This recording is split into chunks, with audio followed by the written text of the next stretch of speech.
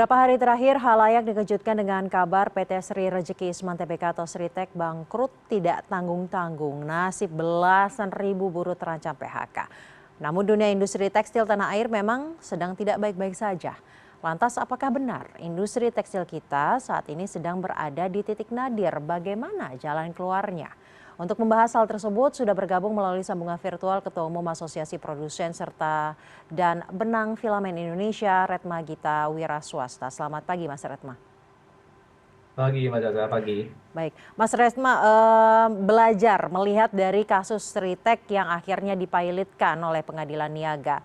Sebenarnya kondisi industri perstekstilan Indonesia saat ini seperti apa dari kacamata asosiasi melihat dan berpangkal dari kasus Sritex? Iya, jadi memang ini kan sudah menjadi apa ya? Kita lah udah semua udah sangat paham lah, termasuk kami di di sektor industri, teman-teman di pemerintahan juga ya, teman-teman media. Karena ini kan sudah di pemerintahan sejak 2 tahun terakhir.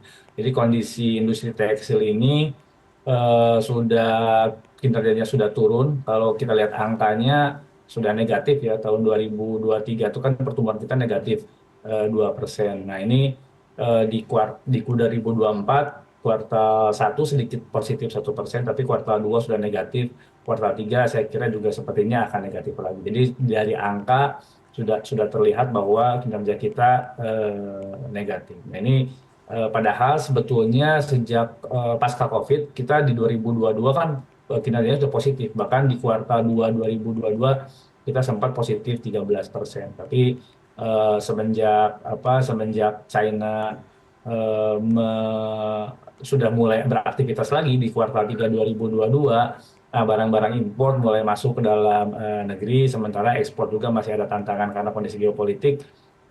Barang-barang impor masuk banyak menjadi pasar dalam negeri, dan mulai dari situ kita kinerjanya tertekan gitu ya. Nah sampai sepanjang 2023 ini kan bukan hanya Sritek aja, Sritek mungkin hanya pemantik lagi bahwa kita concern terhadap sektor ini. Tapi sepanjang 2023 itu kan PHK-nya kan terus-terusan ya, di masing-masing perusahaan PHK, ada yang PHK 100, ada yang PHK 1000, dilakukan setiap sebulan, setiap 3 bulan gitu ya, Mbak. Di 2024 kita lihat kuartal 1, kuartal 2 kan tren PHK itu sudah bergeser. Jadi bukan lagi PHK tapi sudah tutup pabrik. Ini kemarin kita sudah rilis ada 30 sepanjang 2024 ya. 30 pabrik yang sudah gulung tikar, sudah tutup. Tidak PHK karena PHK-nya sudah dilakukan sebelum-sebelumnya. Ini hanya sisa-sisa perusahaan, sisa-sisa pekerja yang di PHK karena memang perusahaannya langsung tutup.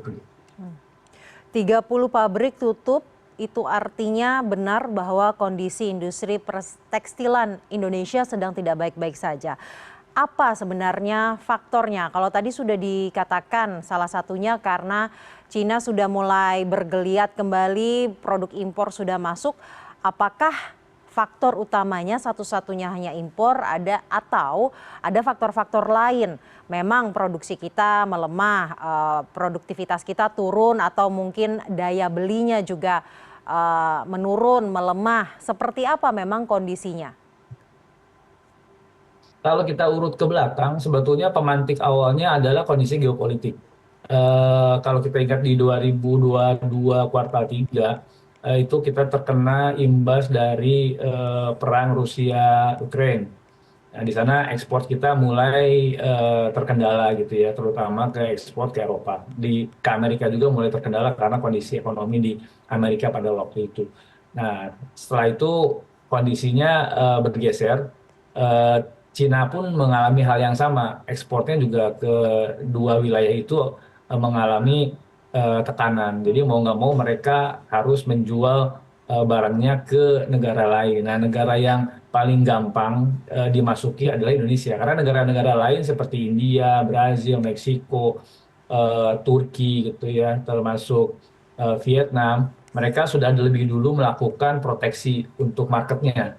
Nah, begitu tahu kondisi globalnya tidak baik, mereka langsung melakukan proteksi. Nah, yang satu-satunya negara yang tidak melakukan proteksi itu adalah Indonesia.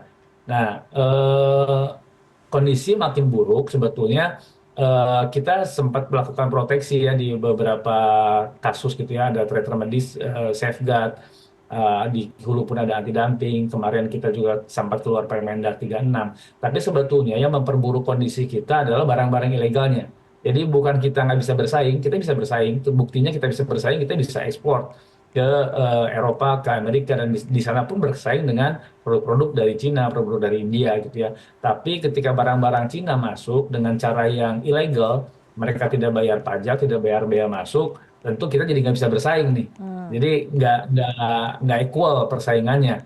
Nah ini menjadi masalah utama, dan ini menjadi masalah yang terus-menerus terjadi hampir 1,5 tahun sampai ke saat ini. Ini masalahnya masih terus-terusan terjadi gitu. Jadi dari awal dari sana. Kalau terkait daya beli, sebetulnya di 2023 sampai di awal 2024 kemarin daya belinya masih baik ya.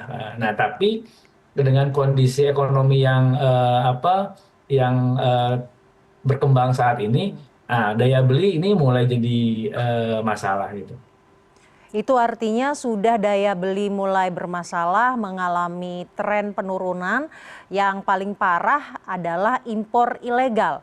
Apakah pemerintah sebenarnya sudah berupaya untuk melakukan proteksi market? Walaupun tadi sudah dikatakan ya, Mas, ada beberapa upaya proteksi market yang dilakukan. Satu, proteksi marketnya apa saja yang sudah dilakukan oleh pemerintah?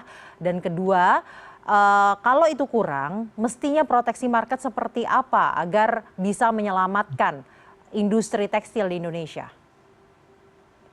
Proteksi market yang dilakukan, yang pertama pemerintah kan punya safeguard ya, safeguard safeguard kain, tapi harusnya diperpanjang di 2022 akhir. Tapi ini baru diteken kemarin, 2 bulan kemarin oleh Bu Sri Mulyani. Jadi selama 2 tahun itu proteksi untuk kain dari sisi safeguard itu hilang, itu tidak ada gitu ya. Terus juga pemerintah kemarin mengeluarkan di akhir 2023 kemarin kan mengeluarkan Permendag 36, tapi juga nggak efektif karena nggak firm ya, jadi langsung berubah ke Permendag 8 di bulan Maret, itu jadi melonggarkan lagi impor. Tapi dalam hal ini sebetulnya yang menjadi not terpenting adalah ilegal. Jadi sebesar apapun atau sekuat apapun proteksi aturan yang dilakukan oleh pemerintah, kalau barang-barang ilegalnya ini masuk, ya percuma karena ilegal kan nggak ngikut aturan. Ya. Jadi selama barang-barang ilegal ini masuk, saya kira akan sulit ya proteksi-proteksi yang dilakukan. Memang untuk barang ilegal ini pemerintah kemarin zamannya Pak Zulhas kan bikin satgas impor. Tapi satgas impor ini kewenangannya hanya untuk barang yang sudah masuk, yang beredar di pasar. Sedangkan yang berwenang untuk menghentikan barang-barang ilegal masuk ke dalam negeri itu ada di ranahnya bea cukai. Jadi selama bea cukainya belum bisa dibenahi, saya kira kondisi tekstilnya akan sama-sama seperti ini saja terus itu. Stop barang impor ilegal itu adalah upaya yang harus segera dilakukan oleh pemerintah ya, Mas. Kemudian berbicara mengenai pemerintah sendiri kalau untuk Sritex ini sudah buka suara memberikan beberapa opsi untuk menyelamatkan Sritex. Pertama, apakah langkah tersebut tepat, opsi-opsi tersebut tepat, opsi mana yang paling tepat mungkin menurut asosiasi, dan pemerintah harus bertindak seperti apa agar mencegah kasus Sritex ini tidak terjadi di industri ataupun perusahaan tekstil lainnya, karena tadi sudah ada 30, jangan sampai jadi 50 perusahaan misalnya. Saya kira memang Sritex ini tentu akan banyak opsi ya, dari Sritex sendiri tentu akan ada opsi, dari teman-teman pemerintah juga ada opsi gitu ya. Tapi intinya adalah semua opsi ini jangan sampai Sritex stop atau berhenti beroperasi, karena kalau Sritex berhenti beroperasi, yang jadi masalah adalah seluruh rantai tekstil. Karena Sritex ini dari sisi hulu, dia punya sektor hulu. Sektor hulunya bikin serat, dia bikin benang, bikin kain, yang menjadi juga pemasok bagi industri-industri di hilirnya. Nah, jadi di sisi lain juga Sritex juga punya industri pemintalan, dan dia juga beli bahan baku serat polyester itu dari anggota-anggota asosiasi kami. Jadi ketika Sritex sampai berhenti beroperasi, itu rantai pasok secara nasional itu pasti akan terganggu. Dan yang pasti barang-barang import akan lebih merajalela di dalam negeri. Jadi opsi apapun saya kira tentu pemerintah dan Sritek punya rumusan yang saya kira sangat-sangat bisa dilakukan. Tapi intinya jangan sampai Sritek berhenti bekerja. Belum tadi kalau berhenti juga kan yang jadi masalah tadi pesangonnya juga sangat-sangat Ya. besar kan. Sritek kan ada puluhan ribu karyawan gitu ya yang harus diberikan pesangon. Jadi jangan sampai Sritek berhenti.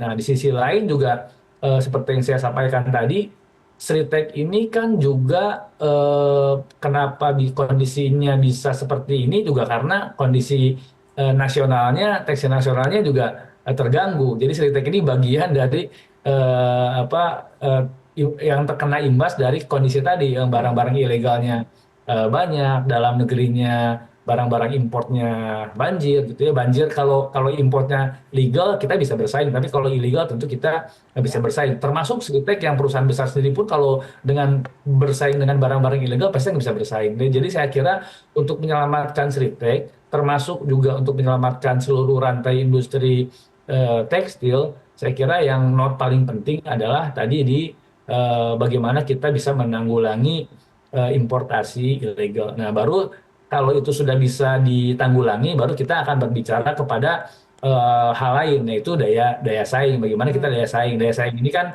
nantinya bisa untuk dalam negeri dan kita juga ingin memulihkan kinerja ekspor kita. Gitu. Nah, untuk memulihkan kinerja ekspor kita, nah itu perlu suntikan bagaimana kita bisa lebih berdaya saing. Baik, upaya penghentian impor ilegal itu yang harus segera dilakukan oleh pemerintah agar menyelamatkan industri tekstil Indonesia. Seperti itu ya, Mas Retma. Betul, Mas Reza, Baik, betul. terima kasih Ketua Umum Asosiasi Produsen Serat dan Benang Filamen Indonesia, Retma Gita Wirawasta telah bergabung bersama kami di CNN Indonesia. Terima kasih, Mbak.